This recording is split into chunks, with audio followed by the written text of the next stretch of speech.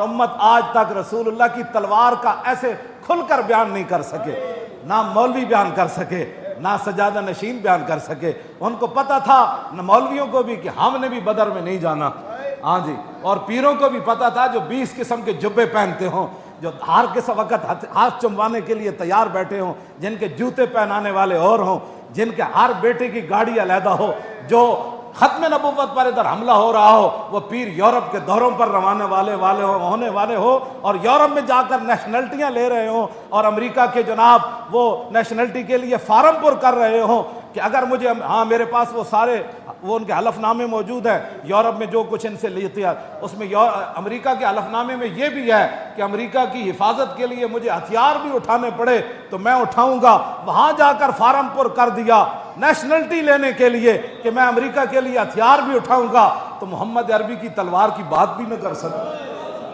ان لوگوں نے کیا باتیں کرنی تھی اور ان لوگوں نے دین کی کیا حفاظت کرنی تھی؟ کیوں جی؟ اقبال کہتا تو بدل گیا تو بہتر کہ بدل گئی شریعت، کہ موافق تدروا نہیں دین شاہبازی۔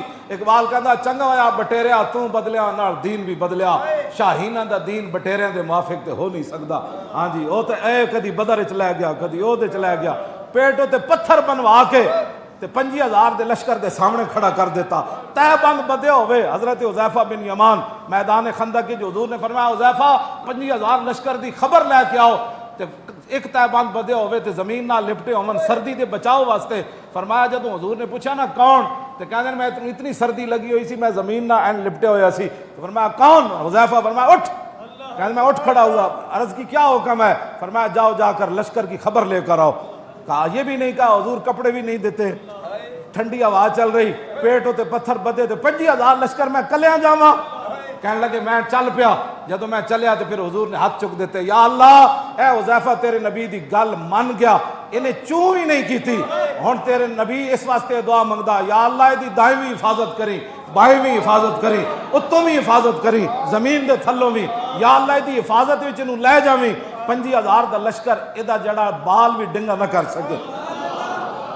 کیوں جی؟ میں انہاں ناز ہوتے میں ہمیشہ گل کرنا کہ جنہ جیسی کام کر دیں وہ سانو بیاسرے چھڑ دے دیں۔ ہاں جی، جو حذیفہ بن یمان تہ بند بن کے خندق وال کافراں وال ٹر پے تے دعا ہو گئی۔